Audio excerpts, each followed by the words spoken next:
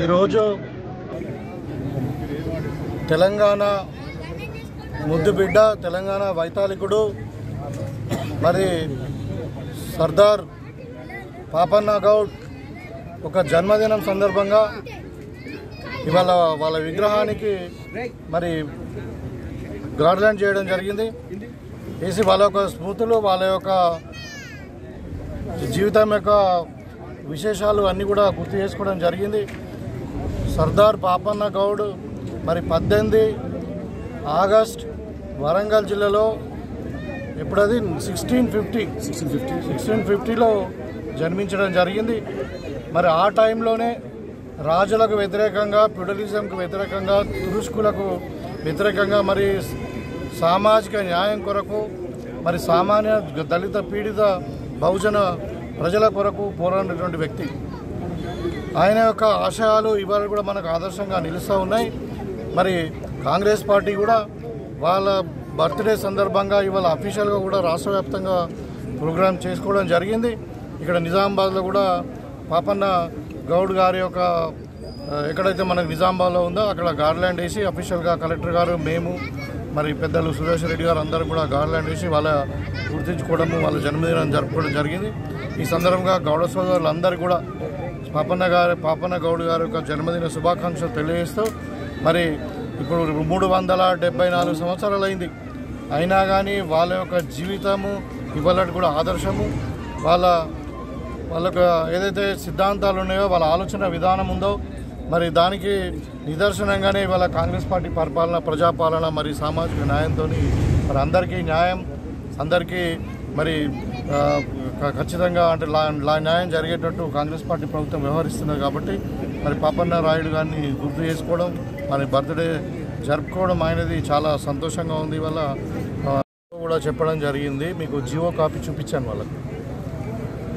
Jio number 567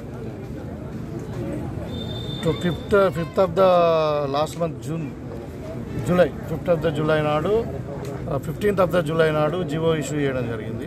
దాంట్లో క్లియర్గా కూడా టర్మ్స్ అండ్ కండిషన్స్ రాయడం జరిగింది. ఏంటంటే ప్రతి కుటుంబానికి, దయచేసి మీరు ప్రతి కుటుంబానికి 2 లక్షల రూపాయల వరకు రుణమాఫీ చేసి తీరుతామని కాంగ్రెస్ పార్టీ జియో ఇచ్చింది.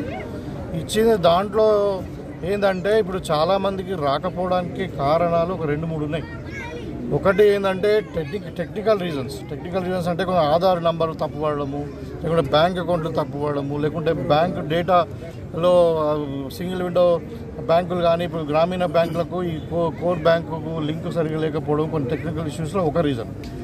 తర్వాత రెండో రీజన్ ఏంటంటే చాలామందికి గతంలో 10 సంవత్సరాలు టీఆర్ఎస్ ప్రభుత్వం ఉండి ఎవరు కూడా రేషన్ కార్డులు ఇవ్వలేదు. ఇవాళ రేషన్ కార్డులు లేని వాళ్ళకు కూడా లోను ఆగింది.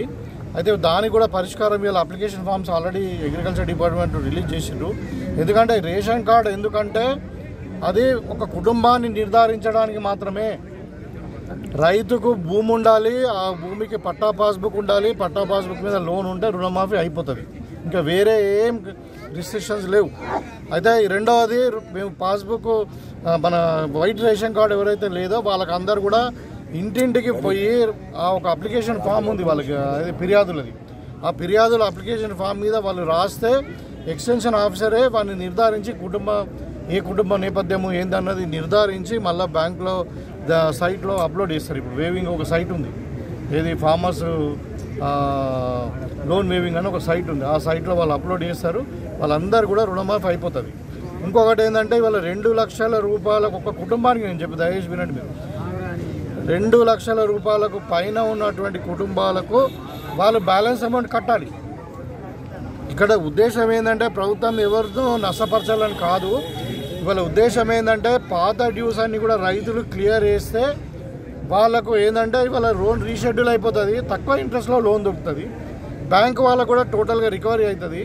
సో ఇప్పుడు 2,50,000 ఉందనుకోండి ఒక కుటుంబం మీద, 50,000 కడితే 2 లక్షల రూపాయలు రుణమాఫీ అవుతుంది. దాంట్లో ఏమాత్రం అనుమానం లేదు. మేము చెప్పినాం 12 డిసెంబర్ 2018 నుండి 9 డిసెంబర్ 2023 వరకు 5 సంవత్సరాల బ్రాకెట్లో తీసుకున్నటువంటి క్రాప్ లోన్లందరికీ కూడా రుణమాఫీ 2 లక్షల వరకు కుటుంబానికి మాఫీ చేస్తాం. ఆల్రెడీ జియో విశేషం, జియోలో కూడా నేను దయచేసి మేము చెప్తా ఉన్నా, ఈ ఫిర్యాదులను కూడా ఇవన్నీ ఏదైతే ఇప్పుడు టెక్నికల్ ఇష్యూస్ చెప్పాను ఒక 2-3, ఒకటి 2 లక్షల పైన ఉన్న రుణమాఫీ, రెండవది తెల్ల రేషన్ కార్డు లేకపోవడం వల్ల, మూడవది ఇంకా కొంచెం డేటా ఎంట్రీలో కానీ టెక్నికల్ ఇష్యూస్ల వల్ల.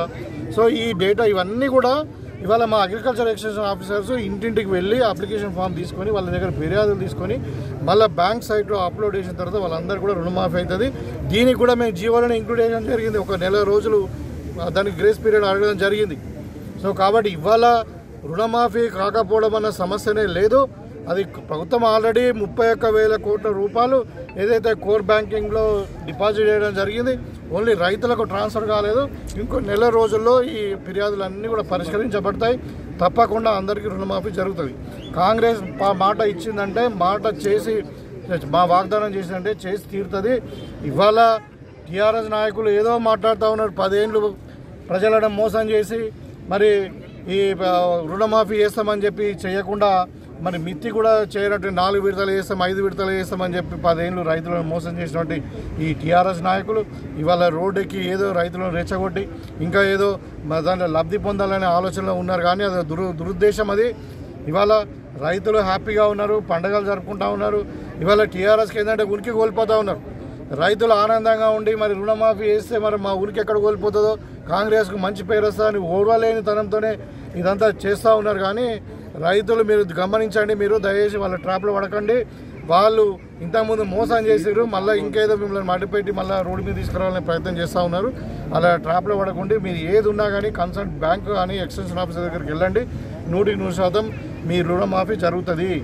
ఇలా ప్రతిపక్షాలు ముఖ్యంగా టీఆర్ఎస్ వాళ్ళు సిగ్గు లేకుండా రోడ్డు మీద ధర్నాలు చేస్తున్నారు. 10 ఏళ్ళు ప్రజలను మోసం చేసి ఇవాళ రైతు బంధు పేరు మీద గుట్ట బోర్లకు లేకుంటే పెద్ద పెద్ద భూస్వాములకు ఇచ్చి 24,000 కోట్లు దుర్వినియోగం చేసినటువంటి టీఆర్ఎస్ వాళ్ళు రైతులను మోసం చేసి రుణమాఫీ చేయనటువంటి 10 ఏళ్ళు మళ్ళీ కాళేశ్వరం కడితే కాళేశ్వరం కూలిపోయింది 3 ఏళ్ళకే. ఇవాళ చేపల స్కాము, గొర్రెల స్కాము, ఫోన్ ట్యాపింగ్లు ఒకటి కాదు వీళ్ళు చేసే అన్యాయాలు. ఇవాళ మరి మొన్న సరిగా బుద్ధి చెప్పారు, అసెంబ్లీలో తీసి బుద్ధి చెప్తే కూడా ఇంకా బుద్ధి రాలే వాళ్ళకు. ఇంకా ప్రభుత్వం మీద కుట్రలు పని ఏదో ప్రజలను తప్పుదో పట్టించే ప్రయత్నం చేస్తూ ఉన్నారు. కానీ మొన్న మళ్ళా బుద్ధి చెప్పారు. లోక్సభ ఎన్నికల్లో కూడా 15 లోక్సభలలో ఒక దగ్గర డిపాజిట్ రాలే. ఇవాళ బాధ అంతా ఏంటంటే ఇప్పుడు స్థానిక సంస్థలు ఎన్నికలు వస్తున్నాయి, మళ్ళీ మమ్మల్ని ఎక్కడ మేము ఉనికి కోల్పోతామో అని చెప్పేసి ఇదంతా కూడా రాద్ధాంతం చేసే ప్రయత్నం చేస్తూ ఉన్నారు. ఇదంతా రాజకీయ కుట్ర తప్పితే, తప్పుడు ప్రచారం తప్పితే దాంట్లో వాస్తవం లేదు.